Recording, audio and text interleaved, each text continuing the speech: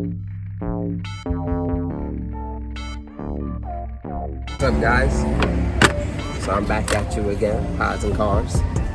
So today what we're gonna be doing is an oil change on a 2007 Honda CRV. So this one is the base model. So there's different models of it. The base model has cloth seats, no leather seats or sunroof. The fully loaded ones and like the mid-range ones have leather seats, and the fully loaded will have leather seats and sunroof and all the different options that it comes with. So I also noticed on this car the oil light was on while I turned on the car, so that's a really bad sign that there's low oil pressure, which means it might be an oil leak. So as I suspected, whatever. It's kind of dry looking. That's why the oil light came on, which is bad. A lot of people do that, and that's a potential to blow your engine. So even if you have an oil leak and you can't repair it, always make sure that you have enough oil in your engine, because it would definitely premature your engines, destroy your bearings, and next thing you know, you're on the side of the road crying. So this pretty stuck. So I know this haven't been pulled out in a little while. This one don't even come out. So yeah, folks, check your oil. The newer cars are more simpler because they come with automatic pressure readers. So there's no excuse for you modern day car people. But old school is how we do it. And there's no oil, so I'm gonna pump it up, jack it up, see how much oil comes out. I don't expect it to be a lot of oil because there's no oil in there on the dipstick. So it might be a quart of oil in there, I don't know. But we're gonna see. I'm gonna get back to you, alright? Alright, so we got the car jacked up. Like I said, we're doing an oil change, 07 CRV. We checked the oil dipstick to see how much oil. There's really none in there. So we're gonna go underneath now, crack the oil drain plug, and see how much oil is really in there. But the oil light also came on too, so there's gotta be a leak somewhere. So we're gonna go underneath and crack the bolt.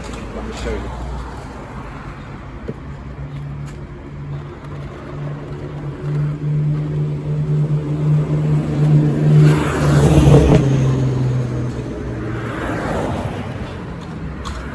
So there's already a little bit of oil. There's already a little bit of oil in there, so I'm gonna show you from opening it how much oil is in there. So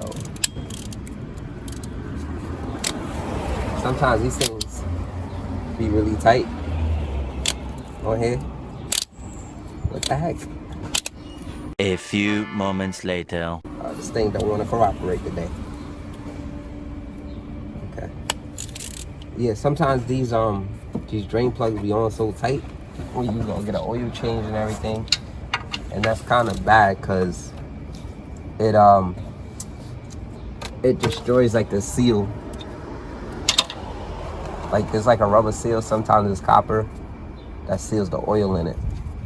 Then you would need to replace the drain plug at that point.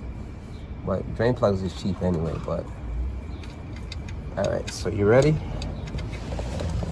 See how much oil comes out. Very dark.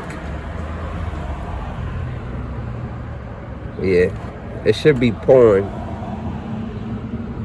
out more than that. Like have a higher flow, and the engine is warm too on top of that.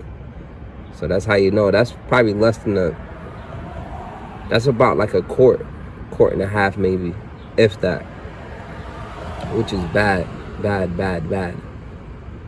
So it's definitely an oil leak somewhere.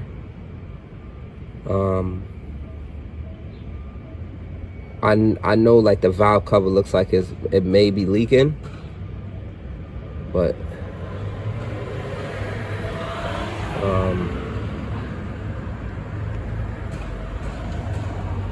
we're gonna let this drain and then remove the oil filter and then check to see if we could diagnose why is it burning so much oil. All right, so this is the new filter. The old filter is here inside the pan. Sometimes they be hand tight, so I got lucky with this one, able to hand tight. Take it off by hand. That's what I mean. But some of them be so tight you have to use one of these tools to release it. But I didn't. I just brought it out just in case, but I didn't need it. So this is the new one. Every time we install oil filters, you always put oil around the gaskets, and the reason why you do that is so when you're installing it, it creates a seal and it won't rip the gasket as you're installing it too. So you can just dip it into the old oil like that. That's perfect. Or wipe it with your fingers, whatever you prefer. Oh man, blooper. Alright, so they dropped in there. Yeah, just do it with your finger next time. Don't even do what I do. Don't do what I do. Alright? So yeah, just rub it with your fingers. That's the reason why they don't do it like me. So yeah, that was a Butterfinger moment. Alright, so you wanna wipe the surface of the where the oil filter goes. So get a little bit underneath it. You see it right there. So just wipe it clean like that. And then reinstall the filter right there.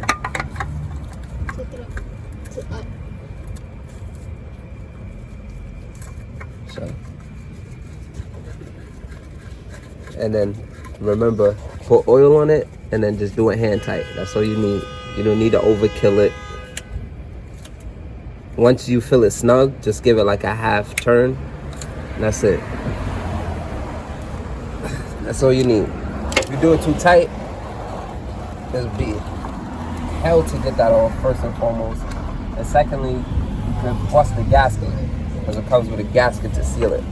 So you just want to do it a quarter turn, max half a turn once it starts to get snug. And then tighten up the oil plug.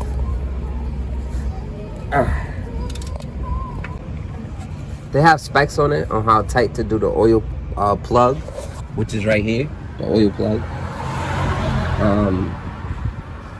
This one right here, that's the oil plug. That's the oil filter.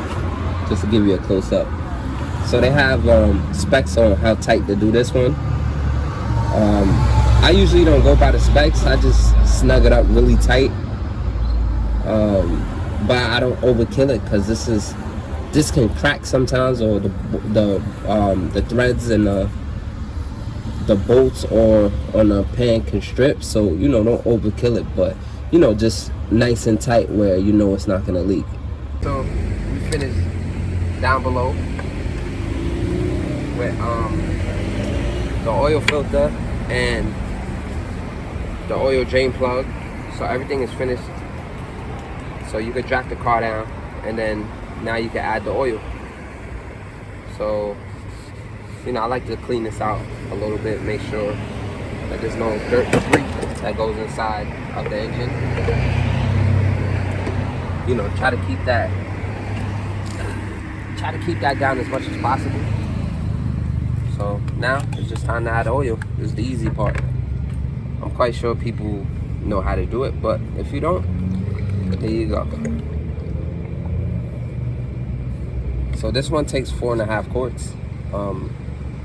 So that's what I'm gonna dump back in there, and then I'll check the level, and if it needs more or less, then I'll determine if I should add a little bit more or keep it the way it is. even if you add a little bit more, it's not gonna hurt the engine. Ooh, shit. I don't know. Today is just a crazy day today. Just, I don't know.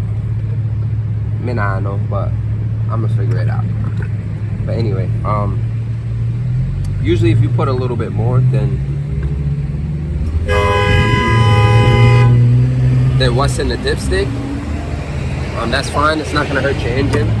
You know, as long as it's not excessive, like having 3-4 quarts in it, you know, then now you're in trouble. So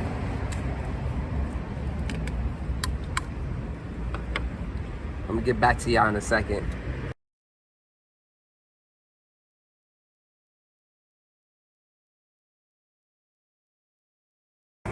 Alright, so we add in 4.5 quarts. Let's see what we get.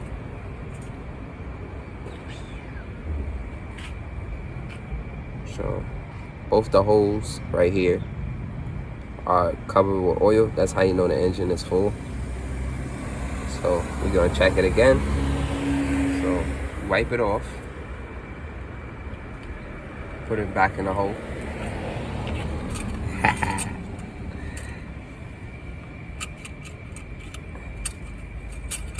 Dip it down in there. And then pull it back out. And then you check it. So you can see where it's wet right here. The rest of it is dry, it's just stained.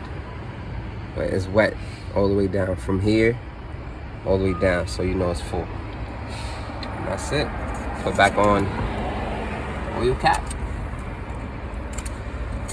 Start the engine, let it run for a little bit, warm up. Drive it around, check for leaks. And that's it. Clean up any excess oil. That's good. And if you have an oil leak, you know, you just check around the perimeters, make sure that it's not leaking from the oil drain plug or any of that. But you know, this one has an oil leak from the valve cover, and I know that for sure. So that's gonna be the next thing that's gonna be changed. So I'll get back with you, alright?